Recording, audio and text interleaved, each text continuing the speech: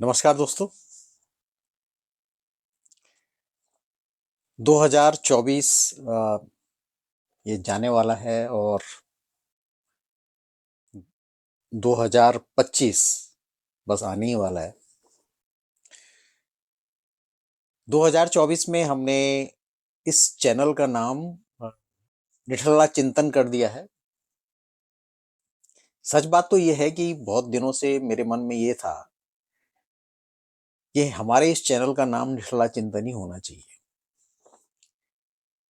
और वो इसलिए होना चाहिए क्योंकि मेरा ये मानना है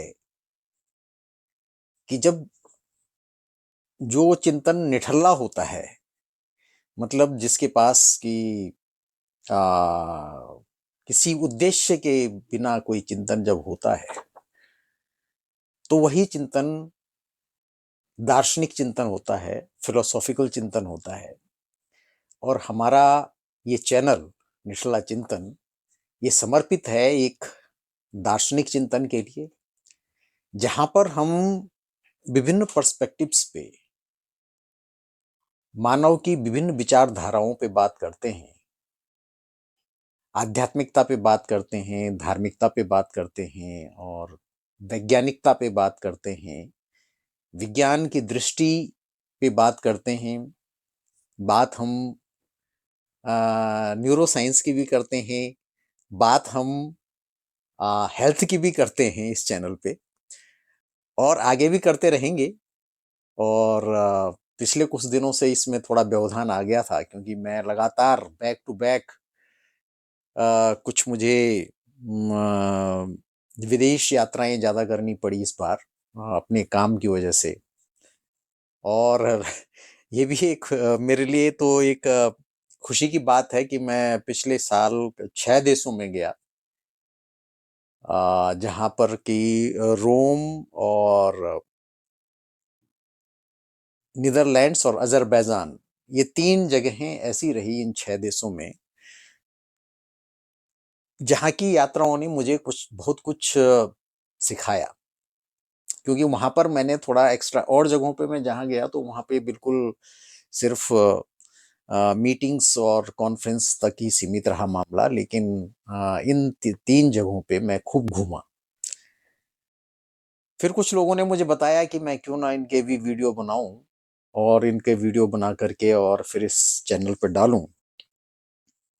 तो मैं ये चाहूँगा कि आप अपना इस संबंध में आपके आइडिया क्या हैं? क्या ऐसा किया जाना चाहिए? अगर आपको लगता है कि ऐसा होना चाहिए, क्योंकि मैं विदेश यात्राएँ काफ़ी करता हूँ और ये मेरे काम का एक पार्ट है। बहुत सारे विदेशों में जाना पड़ता है। तो ऐसी स्थिति में मैं घूमता भी हूँ, फिर मैं 2-3 दिन अपने ज़रूर कोशिश करता हूँ कि उसमें घूमने के लिए निकालूँ। देशों में जहाँ भी जाता हूँ कि तो वहाँ पर घूमता भी हूँ। ये कोशिश रहती है। तो कई सारे मित्रों ने मुझे बताया कि मैं मुझे ये भी एक मतलब इनके कुछ वीडियोज़ बना करके और इनको अपलोड करना चाहिए। कोशिश करूँगा।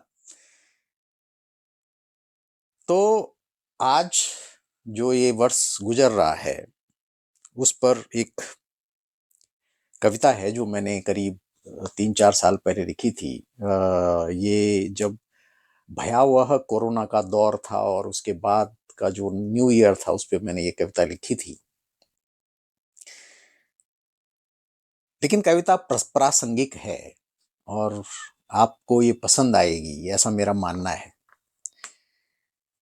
तो इस नए साल पे, जो पुराना साल जा रहा है और नया साल आ रहा है, इस पे पेश है ये कविता।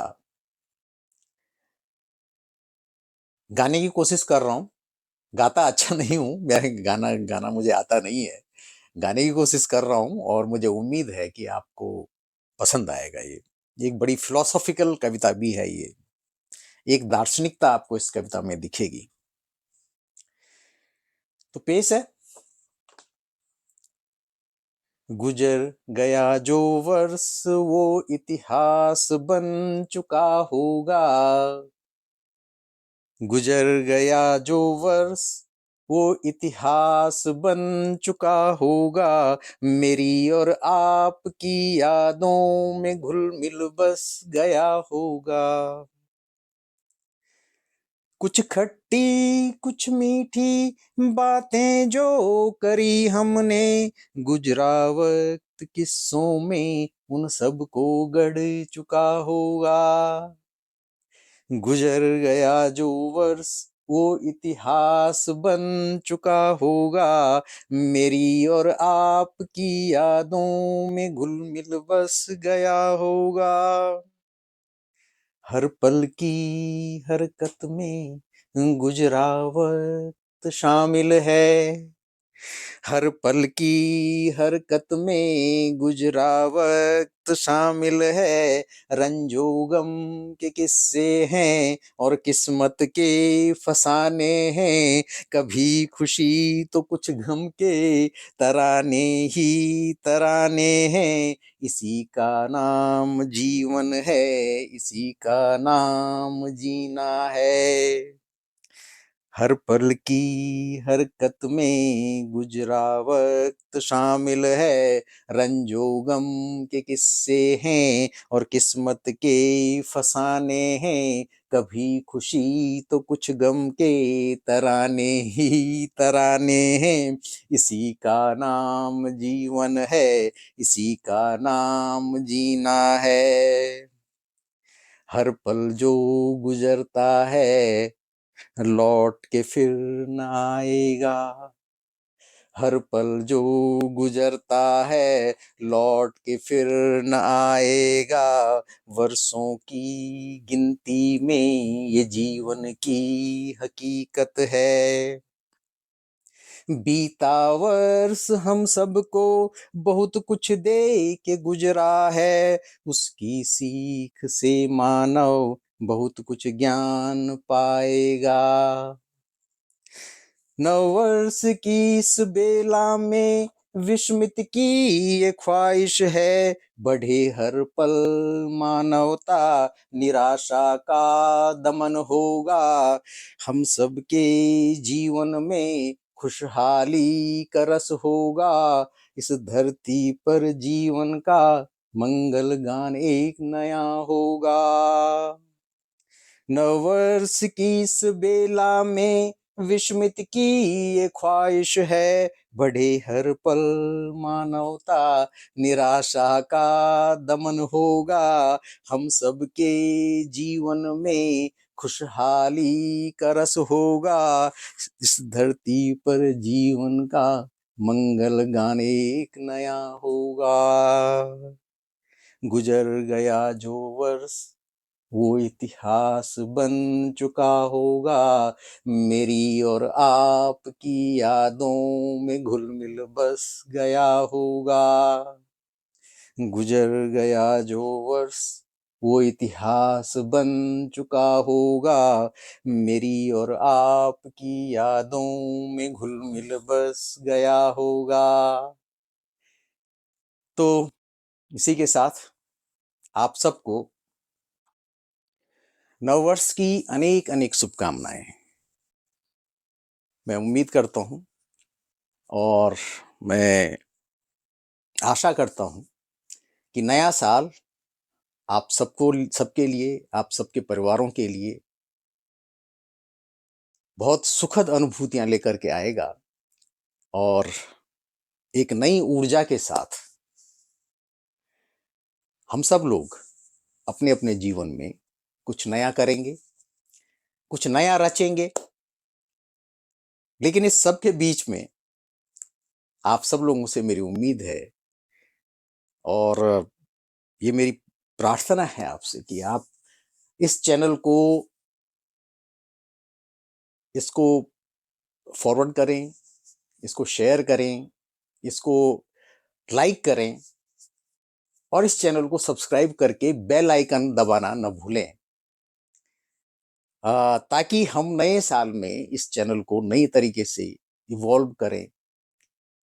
इसके पीछे, इस चैनल के पीछे जो ये निठल्ला चिंतन जो चैनल बनाया गया है, इसके पीछे मकसद सिर्फ इतना है कि हम कुछ बड़ी दार्शनिक चीज़ों पे बात करें, जीवन के दार्शनिक पक्ष से बात करें, विज्ञान के बारे में बात करें, धार्मिकता की बात करें, आध्यात्मिकता की बात करें और इनके बीच में जो गड्ड-मड्ड हो रहा है, उसको समझने की कोशिश करें, ताकि वो हमारे लिए, हमारे स्वास्थ्य के लिए सिर्फ स और सिर्फ शारीरिक स्वास्थ्य के लिए ही नहीं, हमारे मानसिक स्वास्थ्य और सामाजिक स्वास्थ्य के ताने-बाने के लिए उपयोगी सिद्ध हो सके।